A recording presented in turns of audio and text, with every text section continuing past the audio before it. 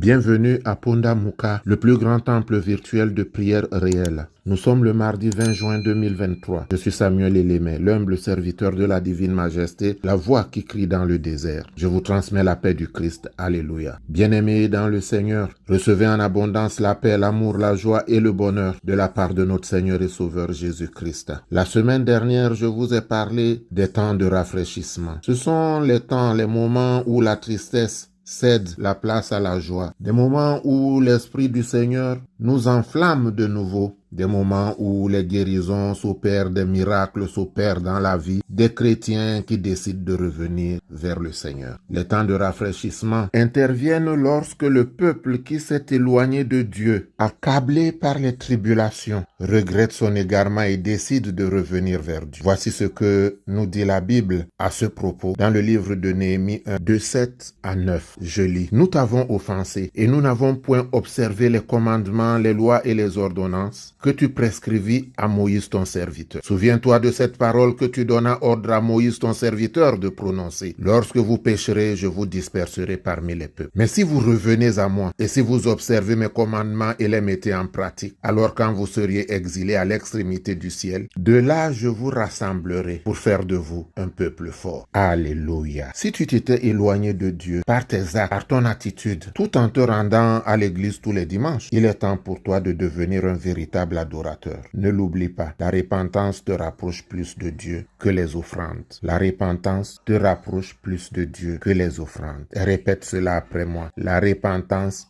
me rapproche plus de Dieu que mes offrandes. La repentance est la voie par excellence du rafraîchissement. Acte 3, 19. Je lis. Repentez-vous donc et convertissez-vous pour que vos péchés soient effacés, afin que des temps de rafraîchissement viennent de la part du Seigneur et qu'il envoie celui qui vous a été destiné. Jésus-Christ. Fin de lecture. J'étais perdu dans le péché, c'est la voix du Seigneur qui m'a sauvé. Il est mort pour moi sur la croix. Les bienfaits du roi de gloire sont immenses. Notre méditation est tirée de l'évangile de Saint Marc, chapitre 8, à partir du premier verset. Je lis. En ces jours-là, une foule nombreuse s'étant de nouveau réunie et n'ayant pas de quoi manger, Jésus appela les disciples et leur dit, « Je suis ému de compassion pour cette foule, car voilà 3 jours qu'ils sont après moi et ils n'ont rien à manger. Si je les renvoie chez eux à jeun, les forces leur manqueront en chemin, car quelques-uns d'entre eux sont venus de loin. » Ses disciples lui répondirent, « Comment pourrait-on les rassasier de pain ici dans un lieu désert? » Jésus leur demanda, « Combien avez-vous de pain? »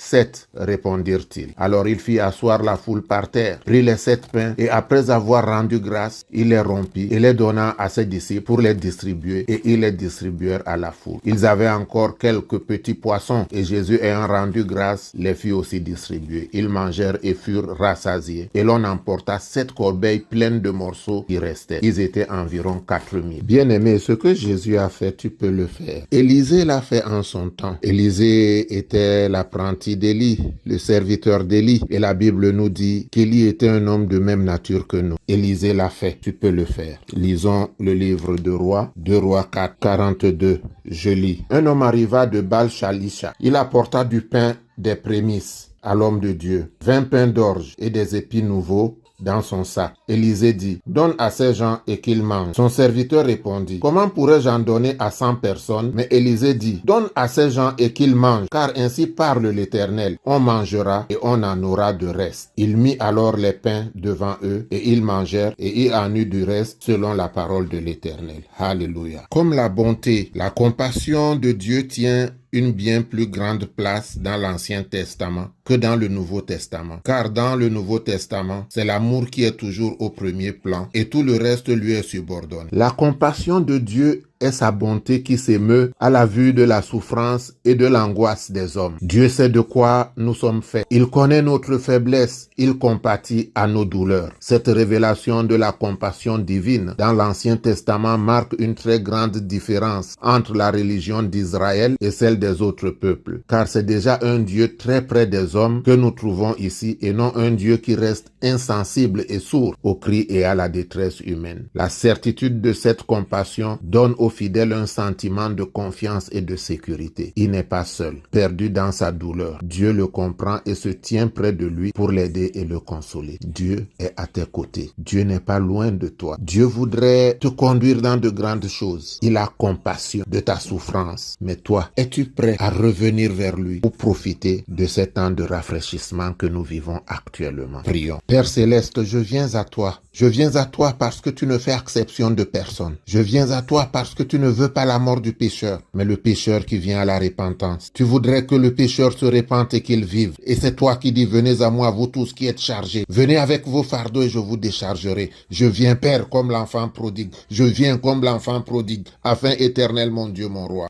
que tu me laves, que par le sang qui a coulé sur le mont Calvaire, je sois sanctifié de corps, d'âme et d'esprit. Je sois purifié pour m'approcher dignement de ta table, car je suis ton enfant. Ne m'abandonne pas, ne me repousse pas dans ta colère. Je voudrais, Éternel, mon Dieu, mon roi, renouveler mon alliance avec toi, car je me souviens que tu es mon Père. Je sais que tu es amour, que par ton amour, Éternel, mon Dieu, mon roi, je trouve grâce devant ta face. Permets-moi de fléchir le genou devant toi, car je reconnais, Père, que j'ai péché. Je reconnais que je me suis éloigné de toi. Je reconnais que je n'ai pas toujours été fidèle à ta parole. Que par mon égoïsme, je n'ai pensé qu'à moi, alors que je pouvais partager mon pain avec tous ceux qui souffrent autour de moi. Je l'ai gardé pour moi. Mais Père, maintenant, je voudrais le partager. Je voudrais le partager par ton amour. Je voudrais avoir compassion de ceux qui souffrent comme toi. Tu as compassion de moi. Ne m'abandonne pas, Père, mais donne-moi la force de marcher en renouveau de vie, afin que les temps de rafraîchissement soient pour moi un abri pour te louer, te célébrer, te glorifier en vérité au nom de Jésus. Amen. Bien-aimés, c'est le moment de prendre votre bouteille d'eau. Comme je vous l'ai souvent dit, soyez au contact de cette bouteille, car c'est en vous qu'il y a l'énergie positive qui apportera la guérison dont vous avez besoin.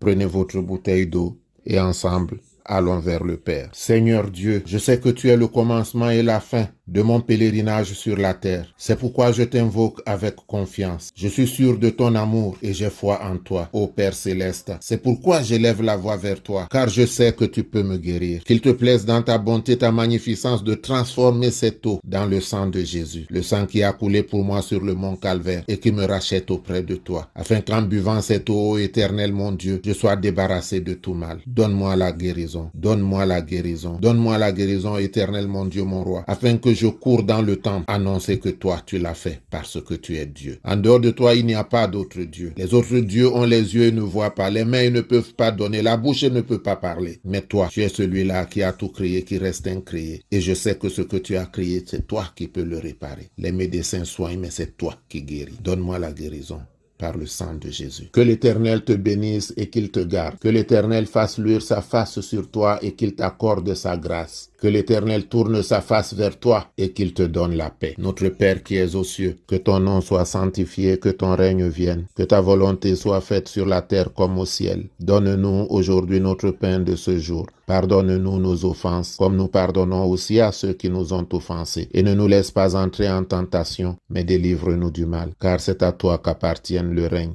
la puissance et la gloire, pour les siècles des siècles. Amen.